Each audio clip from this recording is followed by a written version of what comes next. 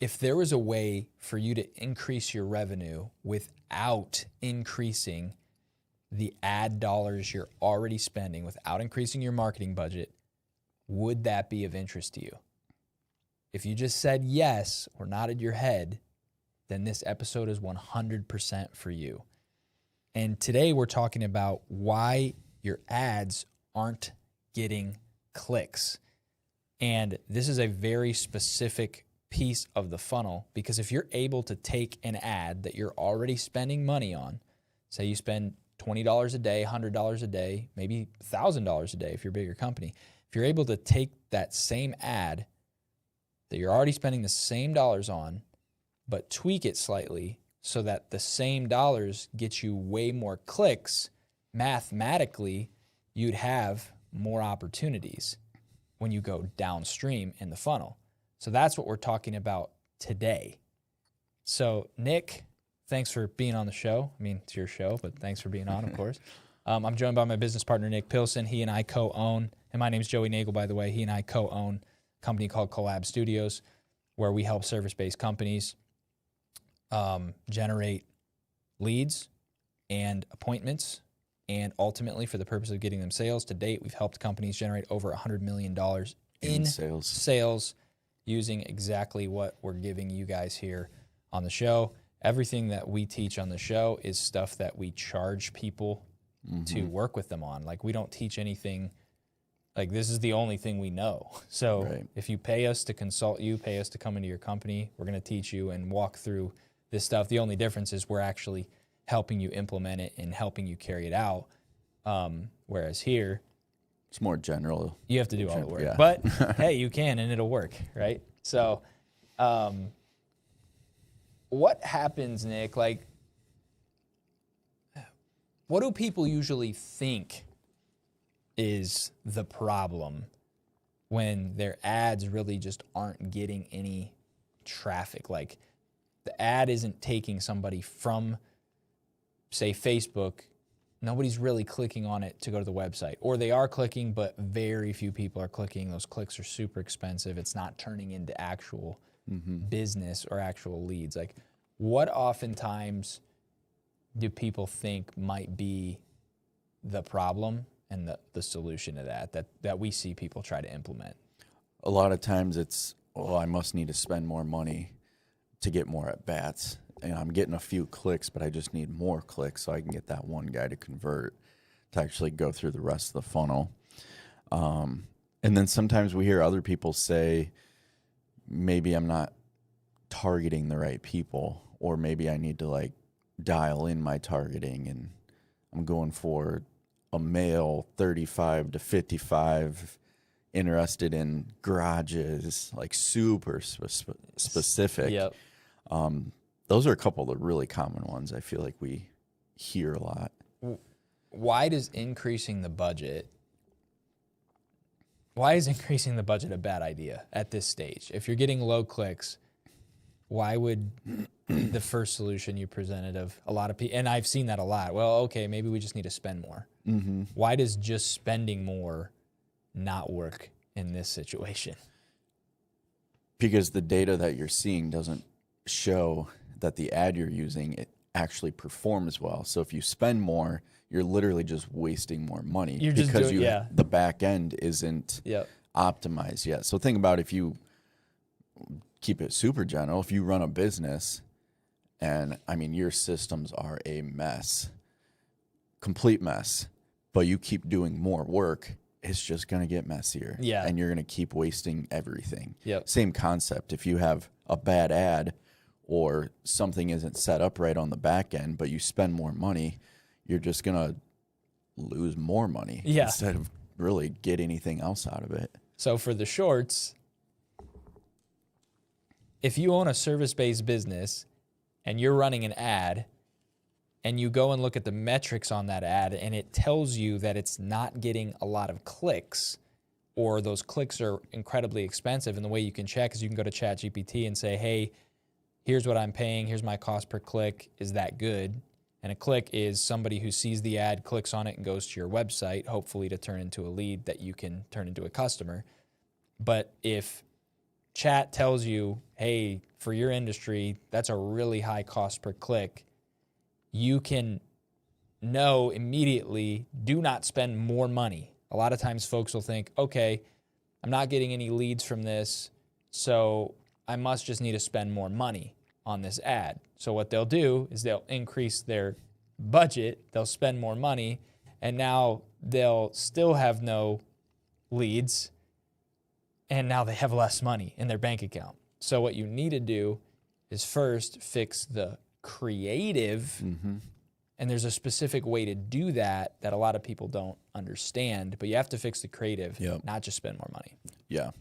And we'll talk through exactly what to fix here.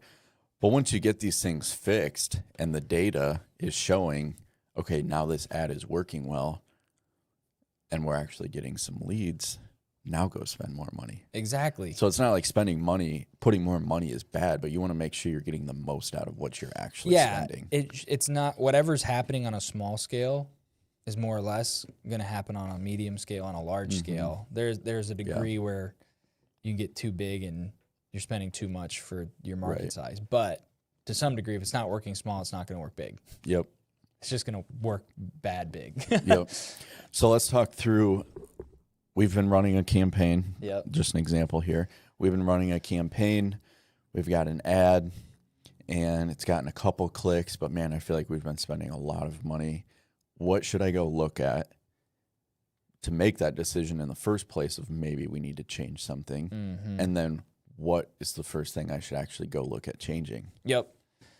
So if you're a home service business, or really if you run a service-based business and you're running ads, there's really 4 metrics that you have to look at to determine whether or not your money is actually being spent well on that ad. And those 4 metrics are, you're going to want to look at, what is my CPM? That's cost per 1,000 impressions. You can't change that. That's basically like, what is a what are gas prices, right? That's just everybody's cost that Meta charges you to market to whatever your target market is. You can't change it, but you do want to know it. So what is my cost per 1,000 impressions, or CPM? You also have to know, what is my click-through rate, meaning how many people who see the ad click on it and go through to my website, click-through rate. That's very important. That tells you how your creative's doing.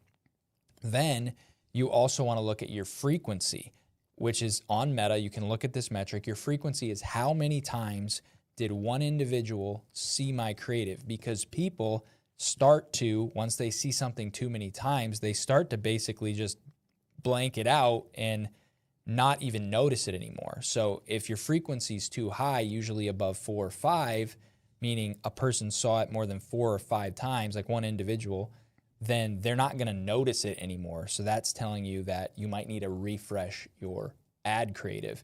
And then the 4th metric is, I like to look at this one, is the average view duration, which is how long did somebody watch the creative. I think that's a very important metric to watch. It's also how the platforms are judging whether your content is doing well. It's like, what's the click-through rate and what's the average view duration? So if you look at those 4, there's more you can look at, but if you look at those 4 pieces, you're going to already have way more data to make way better decisions, and you'll actually finally know where in your ad funnel the kink is. And then you can fix it. Yeah, so the average view duration, that's assuming that you're running a video ad. That's assuming that you're running a video ad, which you should. Yep. Okay, so I'm taking a look at those metrics. Yep. I'm not getting very long view duration, and definitely not getting very many clicks. So I'm looking at my data.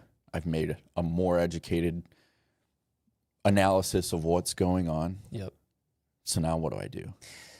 That's a great question, and the whole point of this episode. This is what you do, right? You need to understand that, like we talked about, it's not a targeting problem, and it's not a budget problem. So what you don't need to do when you're looking to see how to make your ads perform better on platforms like Facebook, what you don't need to do is you don't need to increase your budget. You don't want to do that. That'll hurt you.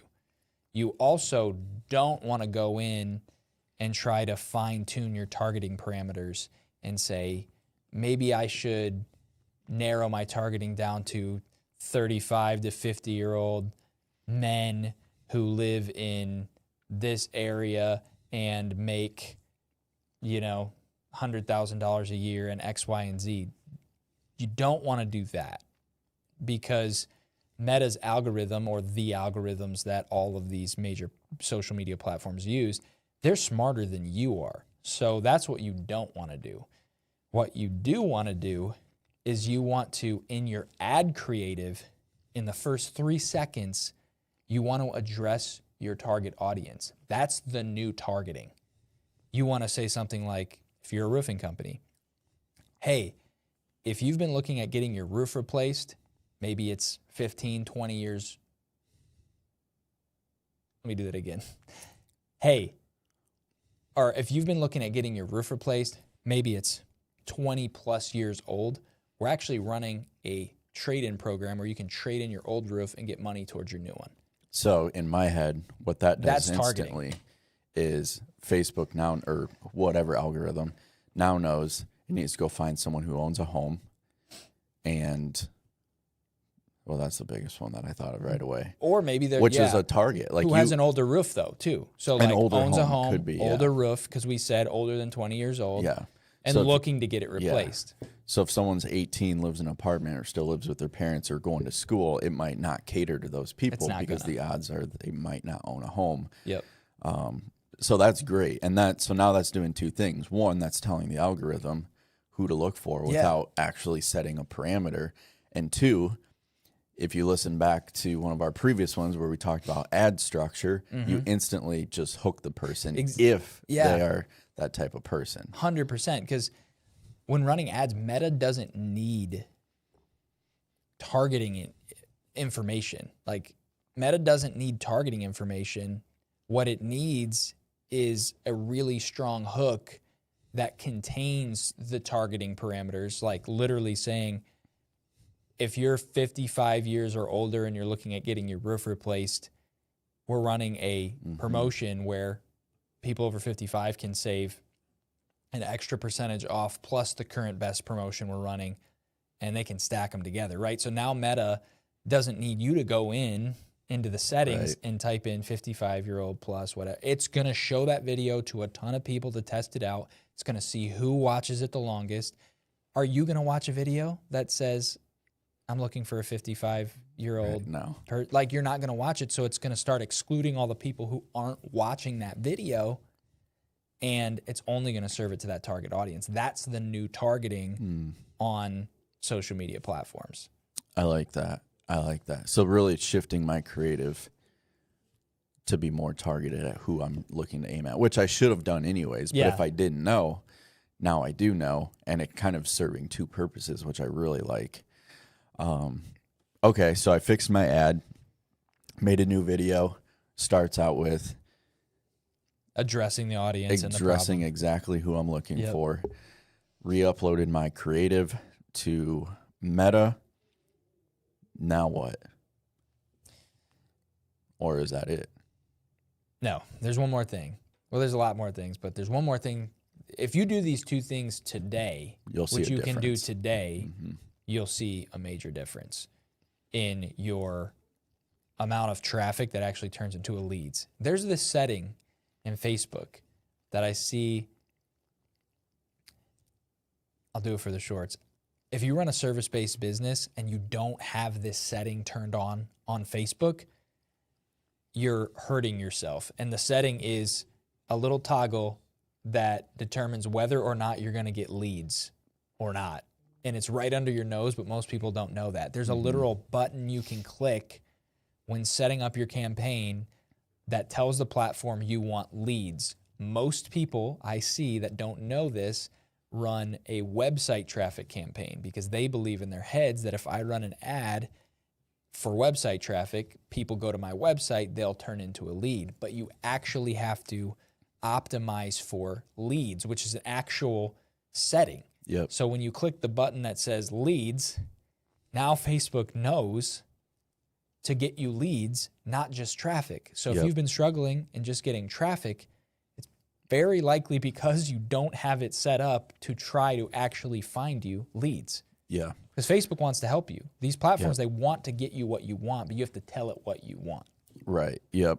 And if I remember right on Meta, it's a campaign objective. Is that right? You set it up when you make the campaign at the campaign level. And so you might be thinking, well, I'm trying to get people to my website so they can fill out my landing page form that we've talked about in the past. And that's true. You're not telling Facebook, I don't want people to go to my website. You're saying, I want leads. I don't just want website traffic, like you were saying. So if you choose a leads campaign objective, later down the steps, you're still going to get to drive people to a landing page if you want to. I mean, that's how we set up every single one of ours. Yeah. So it's really, you're kind of taking the same steps as the website traffic objective or campaign objective. Campaign objective. But now you're telling Facebook, like you were saying, I want leads. So optimize wherever you're going to show this and whoever you're showing it to. I want them to fill out the form and actually turn into my CRM. We have an episode that talks about how to design a landing page. So if you're like, well, I'm just kind of, I don't know if I send my traffic to my current website, if they're going to convert. We have a whole episode that talks about how to design a landing page that's built to convert. So you can watch that as well and take whatever website builder you already use, copy exactly what we said there, and send your traffic. If you combine all that, all the information from these past like 3 episodes, you're going to get more leads for the same money you're spending right now. So it's like a no-brainer. Like, we're giving you everything we know. Like, if you just go do it, if you spend 5 to 6 hours just implementing this stuff, it's gonna make the rest of your business a lot easier because getting customers will start to feel like a thing of a problem of the past. Right. Yep. Okay. So I like that. So me if I'm using myself as an example, I had a bad ad, looked at the data, realized I needed to change some things. So first thing I did was I went back and I remade my ad starting with a hook. And you filmed it on your iPhone? And you didn't do anything fancy. Yeah, it took me 10 minutes, 15 because I used CapCut to overlay some photos. Yeah, great. But made a new ad and instantly within the first 5 seconds addressed who I'm targeting verbally, like just in my video, which is a hook for the person watching, but I'm also now telling Facebook, here's who I want.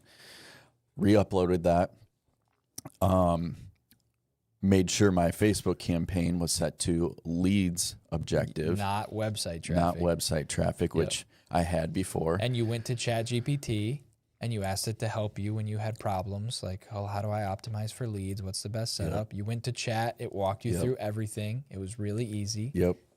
And, made my Facebook campaign, uploaded my creative, driving people to a landing page that I made specifically for this offer that I'm putting out there that I have in my video. And now am I ready to just publish? You're ready to publish. Okay. You're ready to get leads. So then after that, taking myself out of the devil's advocate, you're ready to publish from there. And then you kind of just, in my eyes at least, do the same thing. Let it run. And then you go back to the data. What's my average view duration? What's my clicks? What's my click-through rate? And you're just looking at the data. Is it better? Yes, I actually got a couple leads. Fantastic. If it's not, maybe you need to kind of go back and adjust the ad a little bit more. Maybe you need to adjust the landing page a little bit more. The data will literally tell you what you should go look at. It's not just guessing. If you're getting a ton of people, a ton of clicks, like your click-through rate is great. A lot of people are going to your landing page and that's where it's stopping. Don't fix your ad. You should probably go look at your landing page. Go look at your landing page. Where's the issue there? So that's a great point. Yeah, like if one thing's working, you can now know. So it's like, that's good. I can put that to the side. Now I'll go focus on the next piece of the funnel or the next part of the hose. Because initially I wasn't even getting hardly any clicks, and I could have can't cut that. That was real. You could have. I could have made a bad judgment saying, well, my landing page might not be good because I didn't look at any data. Exactly. But if I go look at the data that Meta's giving me, Yeah. I can see I'm not getting clicks. What's step one of getting clicks? A good ad. Fix that. Now go look at the data. Okay, I'm getting a lot of clicks. People are going to my I got 1,000 people in my landing page and not a single one did anything. Okay, now where's the problem? Looks like my landing page. So fix one in the beginning of the flow and just work down until things are ticking. And then once things are ticking, go spend money. Yep. Then you're ready to spend money. That's a scientific approach rather than feelings based. Yeah. Right? You're just like, oh, maybe I feel like that ad wasn't that great, or I feel like the landing page wasn't that great. It's like, nah, people told me the ad's good, but they're telling me the landing page ain't working. Yep. So I know exactly what to do. So if you watch this long, congratulations. We're a company called Collab Studios, and I accidentally discovered yesterday that Collab is an acronym for exactly what we do, which is we help people get clicks, opportunities, leads, and appointments, all for the purpose of becoming a buyer, which is CO. So clicks, C, O, opportunity, L is leads, appointments is A, and buyers is B, which is Collab.